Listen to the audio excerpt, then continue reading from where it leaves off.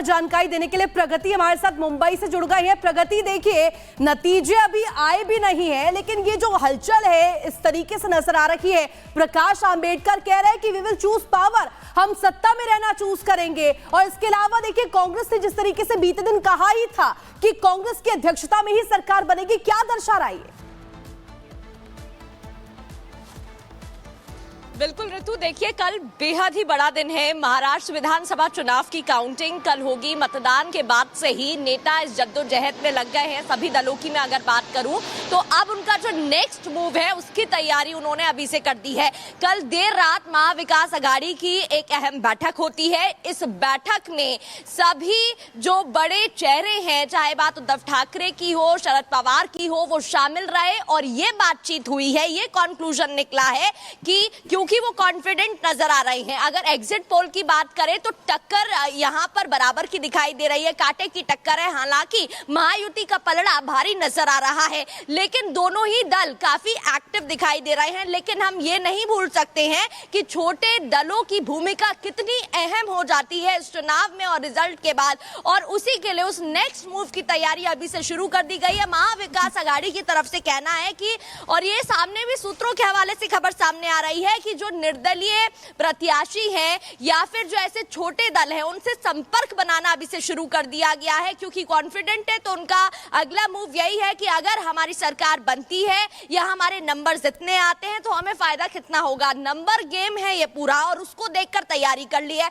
दूसरी ओर मैं आपको बता दूं, जो वंचित बहुजन महासंघ के प्रमुख हैं प्रकाश अंबेडकर, उन्होंने अपने एक्स हैंडल पर ट्वीट किया है और उन्होंने साफ शब्दों में कह दिया है कि भाई जो भी पार्टी बहुमत में रहेगी उसके साथ हम आने के लिए तैयार हैं, क्योंकि आफ्टर ऑल नंबर गेम है और ऐसे में जो भी बहुमत में होगा उसके साथ हम जाने को तैयार हैं। दूसरी ओर महाविकास आघाड़ी भी निर्दलीय प्रत्याशियों से, छोटे दलों से संपर्क करती नजर आ रही है। तो साफ तौर पर अगर महाराष्ट्र की हम बात करते हैं तो टक्कर महाविकास आघाड़ी और महायुति में देखने को मिल रही है, लेकिन जो छोटे दल हैं उनकी भूमिका कितनी अहम है ये हम पहले भी देख चुके हैं और ये अभी भी नजर आ रहा है। और इसी वजह से अभी से संपर्क साधना शुरू हो गया है, बातचीत करनी शुरू हो गई है और जो नेक्स्ट स्टेप होगा उसके लिए आगे बढ़ना अभी से शुरू कर दिया गया है। हालांकि ये भी समझने की बात है कि अभी नतीजे कल आएंगे, लेकिन उससे पहले ही सभी दल इतने कॉन्फिडेंट नजर आ रहे हैं। ये भी प्रगति थोड़ा सा समझाइए, ये जो कोशिश है इस वक्त संपर्क साधने की, इसके दो मायने हो सकते हैं कि या तो ये लग रहा है कि हमारे जो नंबर हैं वो उस स्थिति में नहीं पहुंचेंगे, क्योंकि जो एग्जिट पोल इशारा कर रहे हैं उसमें लगभग जो है वो कोई किसी से कम नजर नहीं आ रहा है।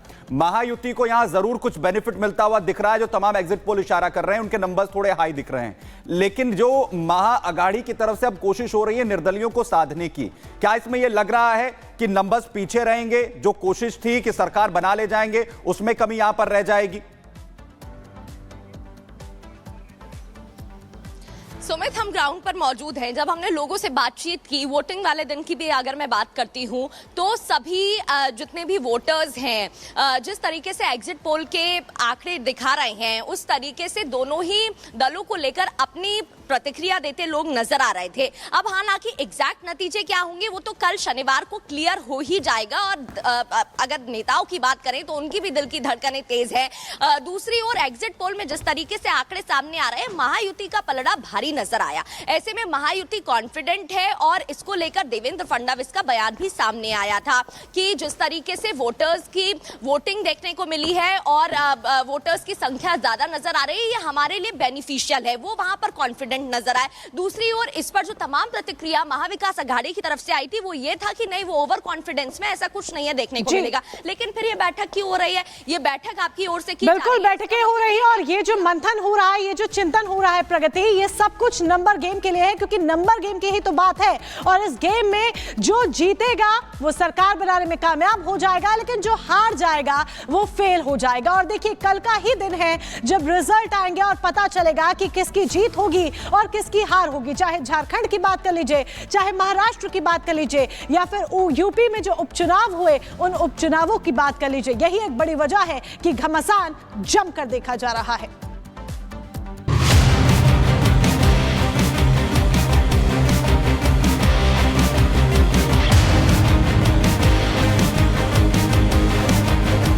स्पष्ट पिक्चर है कि महाराष्ट्र में महाविकास आघाड़ी की सरकार बन रही है। देखिए, हम लोग तो पूरी तरह से आश्वस्त हैं कि फिर से हमारी सरकार बन रही है। बड़ी जीत के साथ हम लोग सरकार बनाने जा रहे हैं, इसमें कहीं कोई संदेह नहीं है। बढ़ी तकरार, कितने दावेदार। एमवीए में कुर्सी पर तकरार।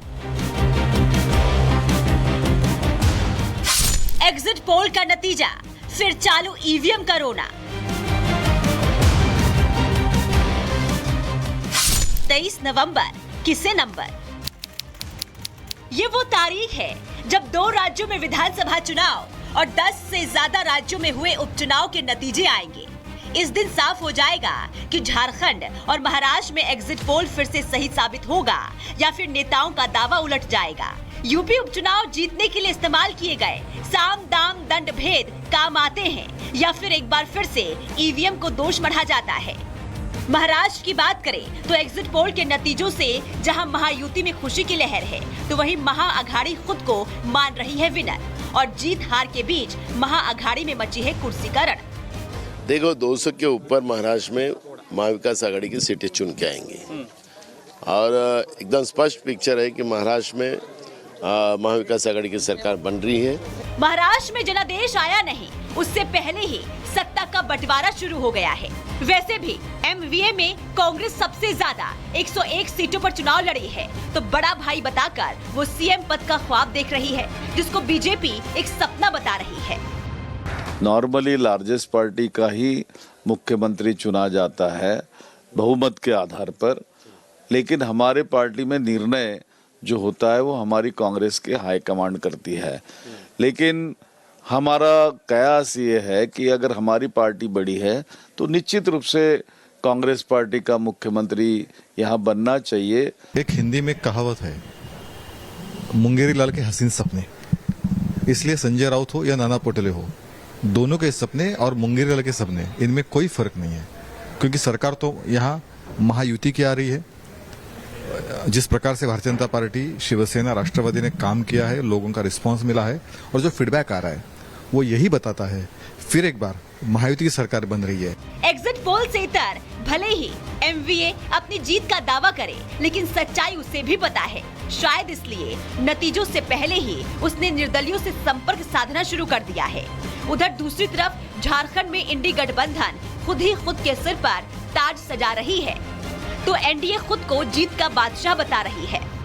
देखिए, हम लोग तो पूरी तरह से आश्वस्त हैं कि फिर से हमारी सरकार बन रही है, क्योंकि जितना काम इस कार्यकाल में हुआ है वैसा पहले कभी नहीं हुआ था। देखिए, पोलिंग परसेंटेज जो है शहरी इलाकों में कम है, जैसे कि इस फेज़ में, सेकेंड फेज़ में बोकारो और धनबाद में मात्र 50 और 52% पोलिंग हुआ है, और जो ग्रामीण इलाके हैं, चाहे आप संताल परगना कहें या बाकी इलाके, तो वहाँ पर 70, 72, 73% तक पोलिंग हुई है। तो ये है कि अगर ऐसा हो रहा है तो आप समझ सकते हैं कि ये पूरी तरह से हमारे सरकार के काम के कारण हुआ है। और जिन मुद्दों को लेकर भाजपा सोच रही थी कि पोलराइजेशन हो जाएगा, नफरत पैदा करने से लोग बट जाएंगे, कटोगे बटोगे टाइप का नारा, वो सब मतलब कोई उसका फ़ायदा उनको नहीं हुआ, बल्कि उनको ज़्यादा नुकसान हुआ है। बड़ी जीत के साथ